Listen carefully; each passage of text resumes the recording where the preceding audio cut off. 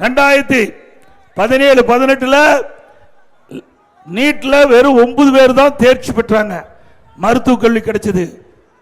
இன்றைக்கு எதிர்கட்சிகள் கோரிக்கை வைக்கல, பொதுமக்கள் கோரிக்கை வைக்கல. இன்றைக்கு அரசு பள்ளி படிக்கின்ற மாணவ செல்வங்கள் மருத்துவராக வேண்டும்.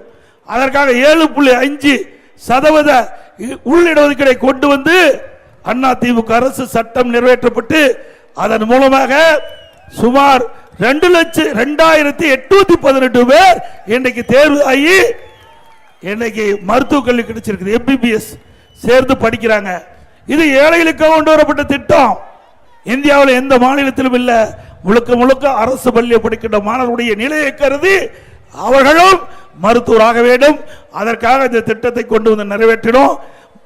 இந்த திட்டத்தின் மூலமாக இடம் கிடைத்தவர்களுக்கு கல்வி கட்டணம் செலுத்த முடியல, மருத்துவ கல்வி கட்டணம் செலுத்த முடியல. அவர்களும் ஏழை குடும்பத்தை சேர்ந்தவர்.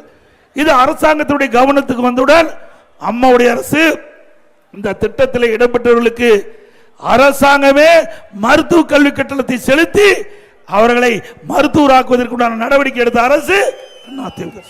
₹1 செலவு இல்லாம அரசு பள்ளி படிக்கிற மாணவர்கள் இந்த திட்டத்தின் மூலமாக மருத்துவ கல்வி கிடைச்சு இன்றைக்கு அந்த மருத்துவ கல்வியை படித்துக் கொண்டிருக்கிறார்கள் என்பதை நாம் எண்ணி பார்க்க வேண்டும்.